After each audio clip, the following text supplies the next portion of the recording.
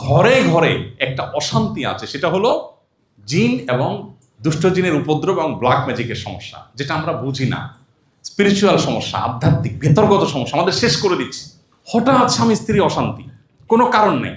দুজন বোঝেন যে কেন আমি রাগ হয়ে যাচ্ছি, অহেতুকি চেতে যাচ্ছি, অহেতুক রাগারাগি করে ফেলতেছি। আসলে কাহিনী করতেছে কে? শয়তান।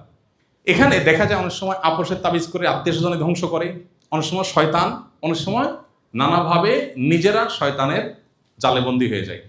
এই সমস্যা নাই এমন একজন মানুষও পাওয়া সম্ভব না। নবী করিম সাল্লাল্লাহু আলাইহি ওয়াসাল্লাম বলেছেন, তোমাদের সবার সাথে শয়তান আছে যে তোমাদেরকে ক্ষতি করার চেষ্টা করে। অতএব সবার সাথে যেহেতু আছে, সবাইকে ক্ষতি করার চেষ্টা করে। উপায় কি? রুকিয়া। অনেক ফ্যামিলিতে আছে বাচ্চা কাচ্চা অস্বাভাবিক নষ্ট হয়ে গেছে। বিশেষ করে প্রবাস জীবন থেকে আমরা বাচ্চাদের অনেক অ্যাক্টিভিটিস দেখে আমরা অনেকে খুব বেশি হতাশ হয়ে যাই।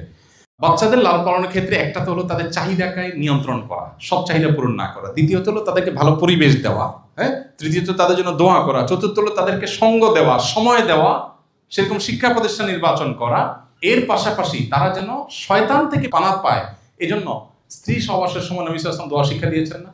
দেখেন দোয়াটার অর্থ খেয়াল করেন, আল্লাহুম্মা জান্নিবনা ওয়া জান্নিবিশ শাইতানা মা রাযাকতানা। আল্লাহ আমাদেরকে এবং আমরা যে এই শারীরিক সম্পর্কের মাধ্যমে যে নেক্সট সন্তান পাবো, যে সন্তান পাবো, এই সন্তানকে আর আমাদেরকে শয়তান থেকে রক্ষা করে। দেখেন ওই টাইমে দোয়া হলো শয়তান থেকে, কারণ শয়তান তখন থেকে মানুষের শত্রুতা করে।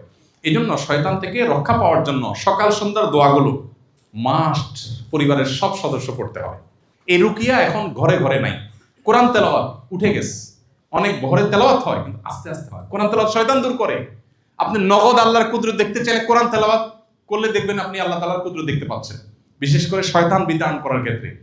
এই কোরআন তেলাওয়াতটা একটু উচ্চ স্বরে করা বাসা বাড়িতে, তাহলে শয়তান দূর হয়।